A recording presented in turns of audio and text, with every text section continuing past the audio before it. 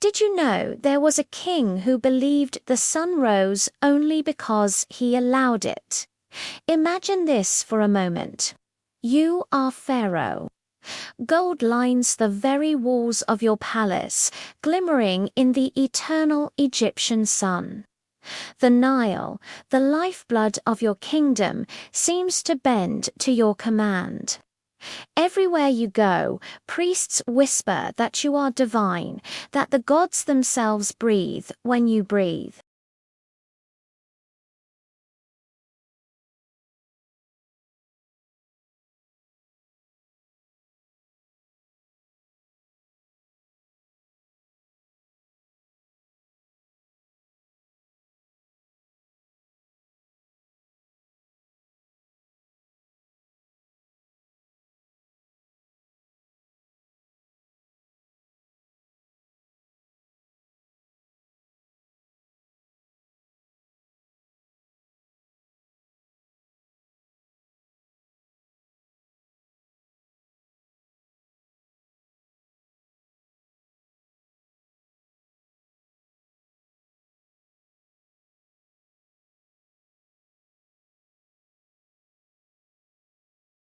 Why would a god of slaves dare to challenge a god of kings?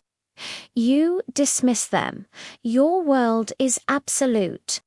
But days later, something impossible happens.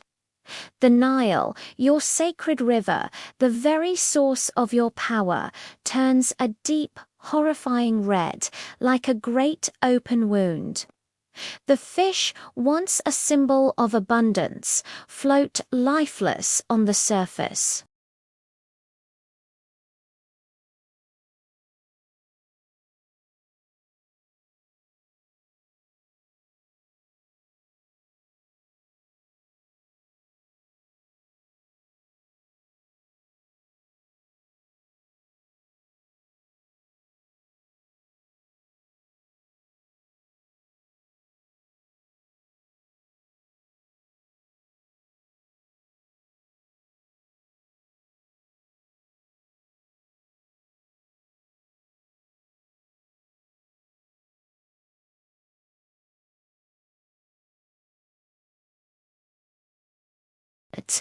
They crawl into your beds, into your ovens, even into the mouths of your people as they try to eat. All of Egypt croaks in shared misery. The sound is inescapable. You can't stand it. You call for Moses and Aaron. You promise freedom, anything to make it stop. And the moment the relief comes, the moment the last frog dies, you change your mind. The pressure is off. Pride rushes back in to fill the void. This becomes the pattern. Gnats rise from the dust, a cloud of irritation that no one can escape. Then swarms of flies, so thick they blot out the sun, descending on the homes of the Egyptians, but mysteriously leaving the homes of the Hebrews untouched. Your world is literally being separated into two realities, one of suffering, one of peace. You feel something crack inside you, a fissure in the foundation of your authority. But pride is a powerful sealant. It quickly patches the crack, making your heart even harder than before. You will not be broken next. A terrible disease strikes the livestock. The wealth of Egypt, measured in cattle, horses, and donkeys, dies in the fields. Your armies are without horses. Your people are without food. Yet the livestock of the Hebrews remain healthy.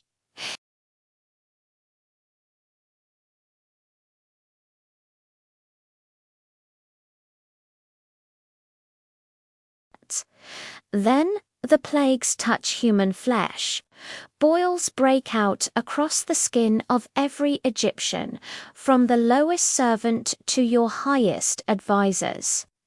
They are painful, disfiguring judgment made visible. The suffering is immense.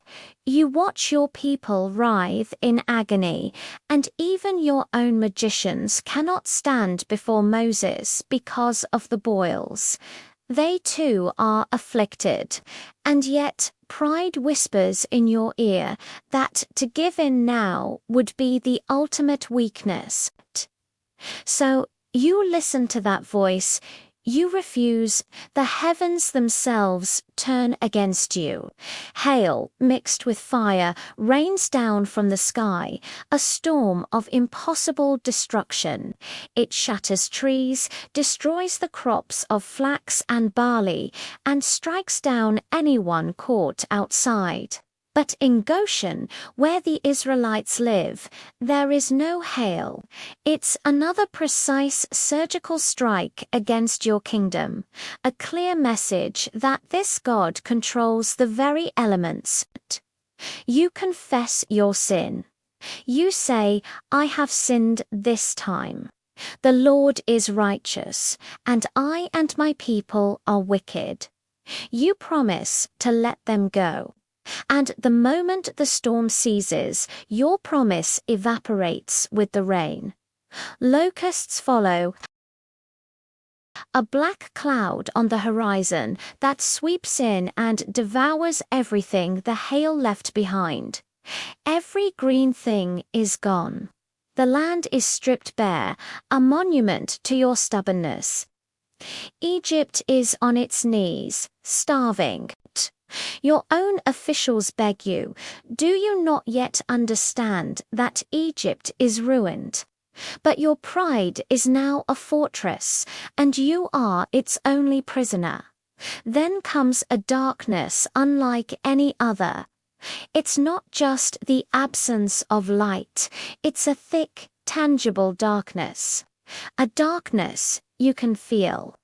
For 3 long days, Egypt cannot see. People are frozen in place, unable to move. The entire kingdom grinds to a halt in a terrifying, silent blackness. Yet, in the homes of the Hebrews, there is light. There is life. There is normalcy. Even in this profound and supernatural state, you refuse to fully surrender. You try to negotiate to keep the livestock. You will not give this rival god a total victory. Then comes the final, dreadful night. A silence hangs heavy over the land, an unnatural quiet filled with foreboding. A wind moves through Egyptian scene, unstoppable. It is the angel of death. In every house that does not bear the special mark of obedience, the blood of a lamb on the doorposts. Death visits, palaces scream, huts weep. The sound of wailing echoes from one end of Egypt to the other. This time, the plague does not spare your own home. Your throne is not immune. Your firstborn son is gone. And finally, you break. The grief is too great. The loss too personal. The God King is just a grieving father.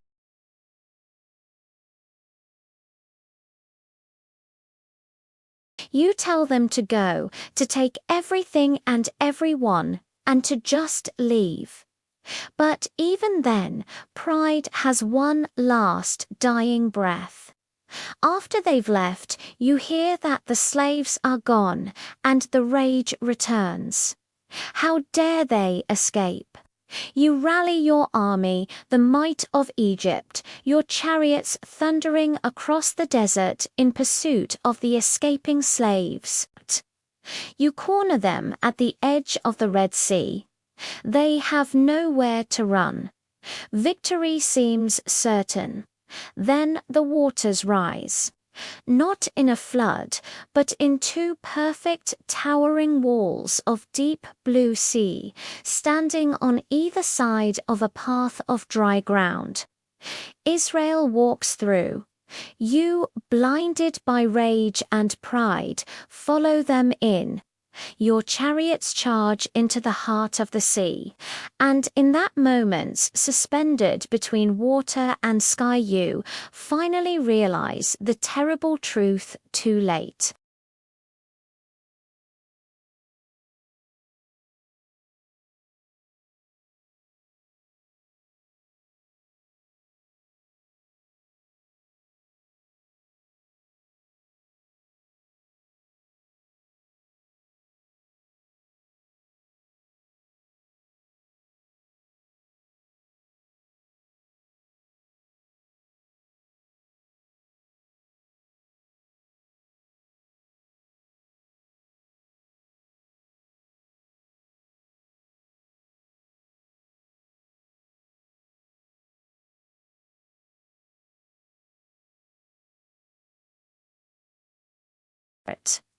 Thanks for watching.